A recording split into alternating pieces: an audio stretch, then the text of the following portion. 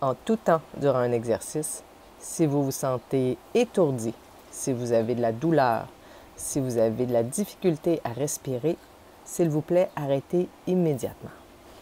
Il est alors fortement conseillé de consulter votre médecin pour s'assurer qu'il n'y ait aucune condition médicale sous-jacente.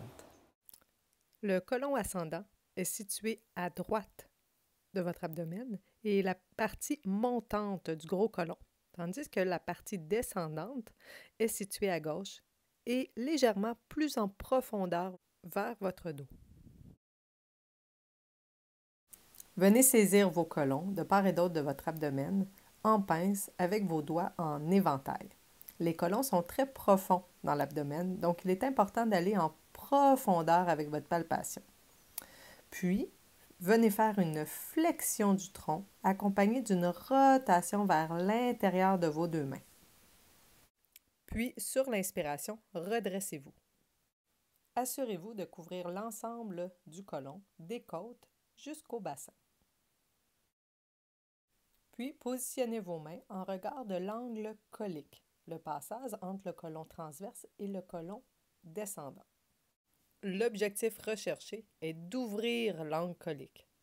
Donc, vous écartez les mains lors d'une expiration qui correspond à la montée du diaphragme, puis vous rapprochez vos mains lors de l'inspiration pour augmenter la compression. Refaites les mêmes étapes du côté droit. Et n'oubliez pas, lors de l'ouverture et de l'écartement des mains, ajoutez une légère rotation du côté du côlon travaillé.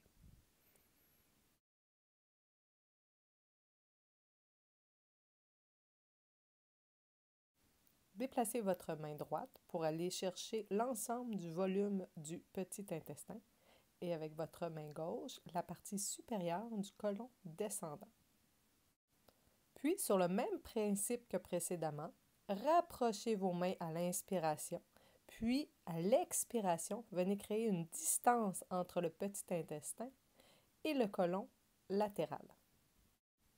Pour augmenter de la profondeur dans vos mouvements, ajoutez une rotation du tronc vers le côlon travaillé, ainsi qu'une extension vers l'arrière du dos.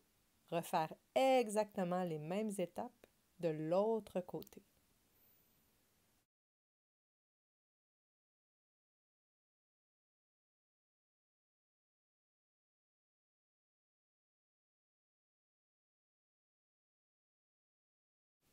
Terminez par la technique d'intégration en venant fixer le petit intestin au centre et effectuer un mouvement de rotation interne du côlon, puis une rotation externe.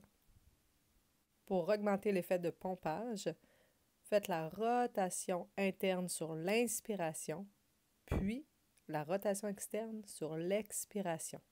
N'oubliez pas de faire les deux côtés.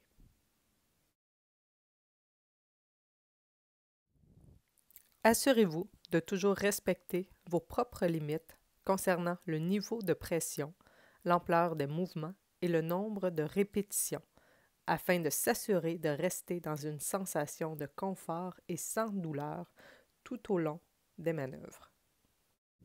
Commencez par une seule répétition dans la journée, puis en douceur, augmentez progressivement l'intensité des mouvements et le nombre de répétitions selon votre ressenti.